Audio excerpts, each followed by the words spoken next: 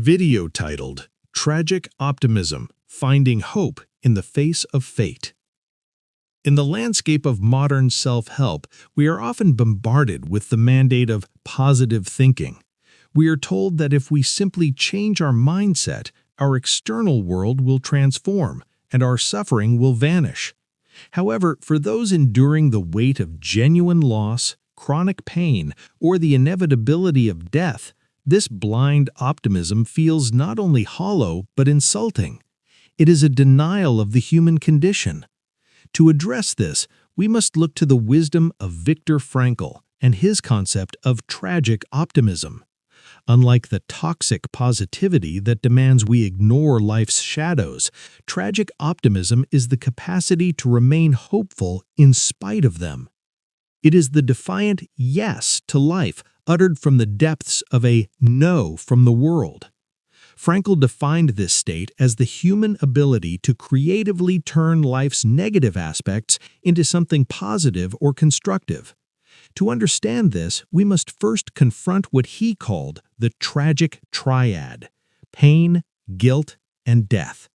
No human being, regardless of their status, wealth, or intelligence, is immune to these three realities. Pain is a constant of the physical and emotional experience. Guilt is the result of our fallibility and the choices we regret. And death is the ultimate horizon that limits our time.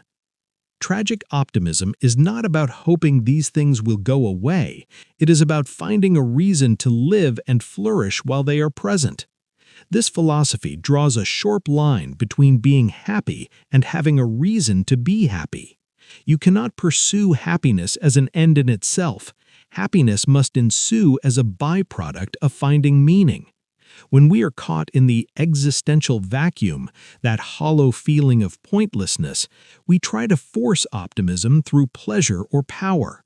But tragic optimism is deeper. It is a spiritual achievement. It requires us to acknowledge that life is tragic by nature, yet we possess a defiant power of the human spirit that allows us to take a stand against our circumstances. As we begin this exploration, ask yourself, are you looking for an escape from your pain, or are you looking for a reason to bear it? The answer marks the difference between surviving and truly living. Chapter 2. Transforming pain into a human achievement. The first element of the tragic triad is pain, an unavoidable reality that often feels like a thief of our potential. In the logic of a pleasure-seeking society, pain is seen as a malfunction to be fixed or a distraction to be ignored. However, logotherapy suggests a radical alternative: the transformation of suffering into a human achievement. This does not mean that suffering is good in itself. Frankl was clear that if suffering is avoidable, the meaningful thing to do is to remove its cause. But when we face a fate that cannot be changed, an incurable illness, a permanent loss, or an unjust situation, we are challenged to change ourselves. This is where the defiant power of the human spirit manifests. By choosing how we endure what we cannot change, we turn a predicament into a triumph.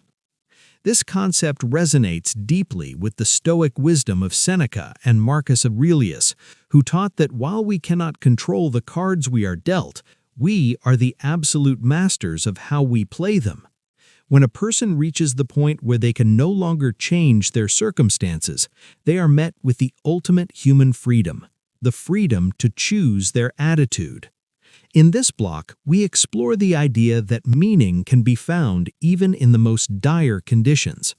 If there is a why for the pain, be it to set an example for others, to remain faithful to one's values, or to grow in empathy, the how becomes bearable.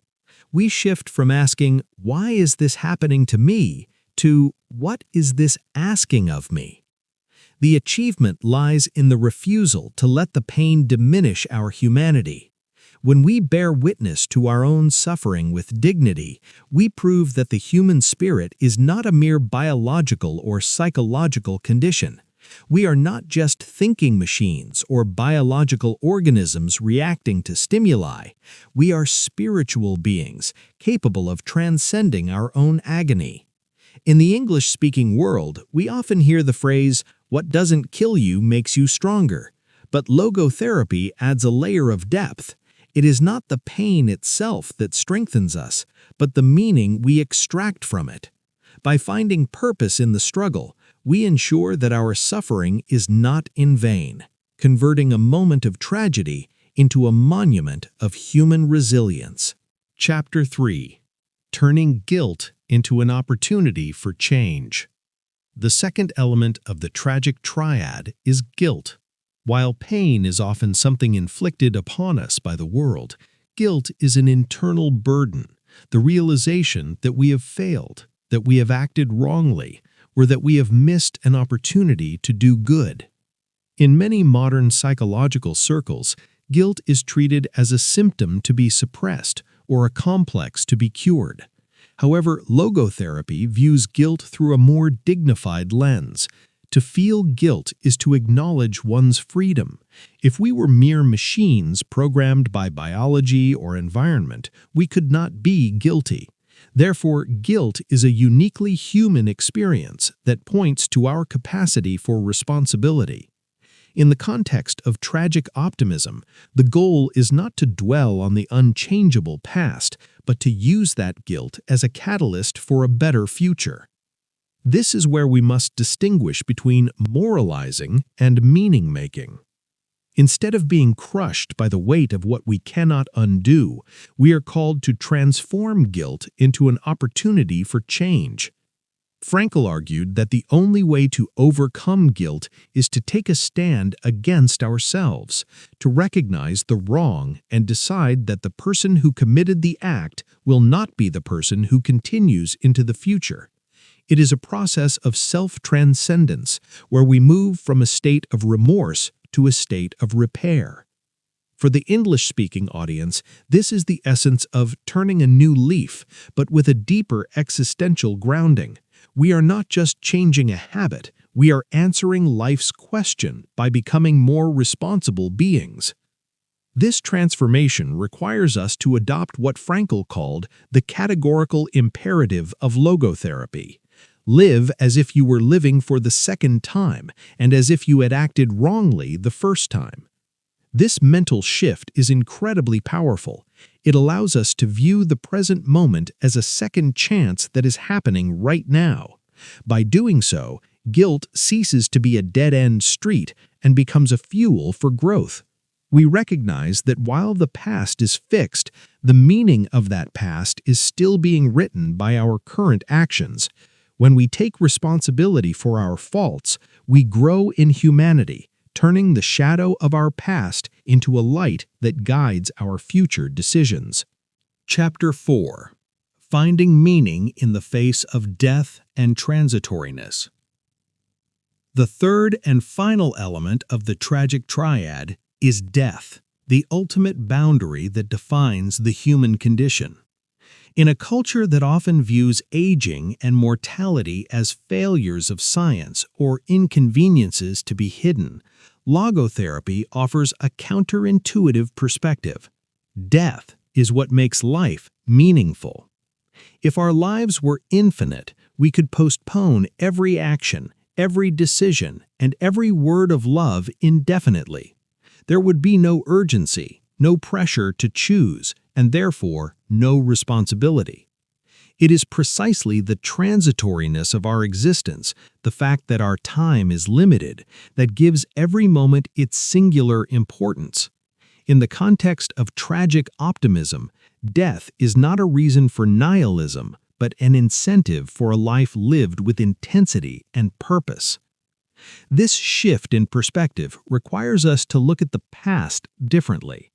Usually, we think of the past as something lost or gone.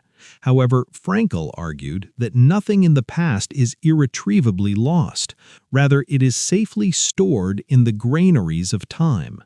Every act we have performed, every person we have loved, and every suffering we have endured with dignity is a permanent part of the reality of the world. Once a deed is done, it is rescued from the realm of mere possibility and placed into the safety of the past, where it can never be undone or erased. For an audience seeking growth, this means that your life's history is your greatest asset. Your achievements and your lessons are harvested and saved forever. Understanding the finality of death encourages us to move from a will to power or a will to pleasure towards the will to meaning. We begin to see our lives not as a consumption of time, but as a series of opportunities to be realized. As the voice in your spirit reminds you, you are not a passive spectator waiting for the end. You are the architect of a legacy. By acknowledging that our time is finite, we become more selective and more responsible with the now. We realize that while we cannot stop the clock, we can decide what we do with the ticks we have left. Death, rather than being the enemy of meaning, becomes the frame that makes the masterpiece of our lives visible. It reminds us that every yes we say today is a permanent addition to the story of who we are. Chapter 5. The Choice of Attitude and the Defiant Power of the Spirit. At the heart of tragic optimism lies a profound psychological and philosophical truth, the defiant power of the human spirit. This concept represents the capacity of the individual to take a stand against the influences of their own psychology and biology.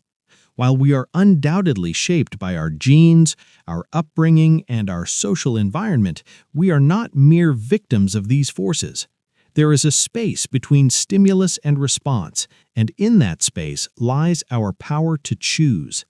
This choice of attitude is what Frankl identified as the last of the human freedoms, a freedom that cannot be taken away even in the most dehumanizing conditions. For an audience navigating the complexities of the 21st century, this realization is the ultimate source of empowerment. The defiant power of the spirit is what allows us to look at the tragic triad and refuse to be crushed by it. It is the part of us that can observe our own anxiety, our own pain, and our own limitations and decide to act in spite of them. This is not a form of denial, it is a form of transcendence. When we exercise this power, we are essentially saying that while our bodies may be broken or our minds may be clouded, our spirit remains a separate dimension that can still find a why for existence. This aligns with the wisdom of thinkers like Nietzsche, who suggested that he who has a why to live for can bear almost any how. Tragic optimism is the practical application of this why in the face of the most difficult hows of life. In the English-speaking world, we often discuss resilience, but the defiant power of the spirit goes beyond simple bouncing back. It is about moving forward with a new configuration of meaning. It is the realization that even when we are empty of comfort, we can still be full of purpose. By choosing our attitude, we stop being objects that the world acts upon and become subjects who act upon the world. This internal rebellion against fate is what transforms a tragedy into a personal achievement. It reminds us that our dignity is not found in our circumstances, but in our response to them. As you face your own triad of pain, guilt, or the fear of time passing, remember that your spirit has a vote, and that vote is the foundation of your freedom. Chapter 6.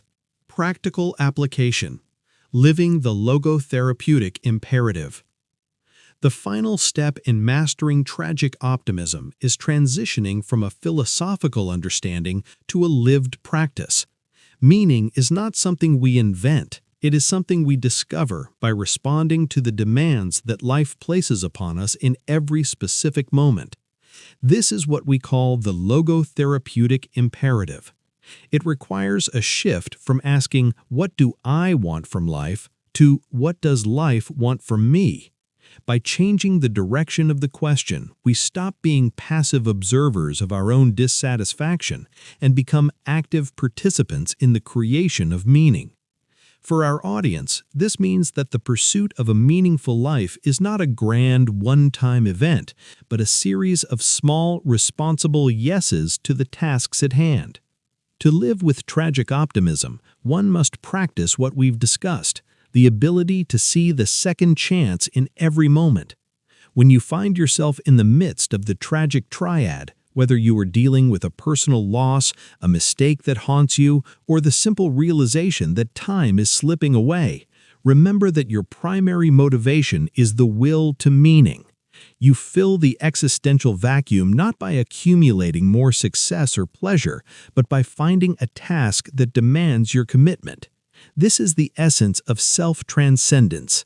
The more you forget yourself by giving yourself to a cause to serve or another person to love, the more human you become, and the more you actualize yourself. As we conclude this journey, the challenge is simple yet demanding. Look at your current struggle not as a dead end, but as a question being directed at you. You are the one being interrogated by life, and you can only answer by being responsible.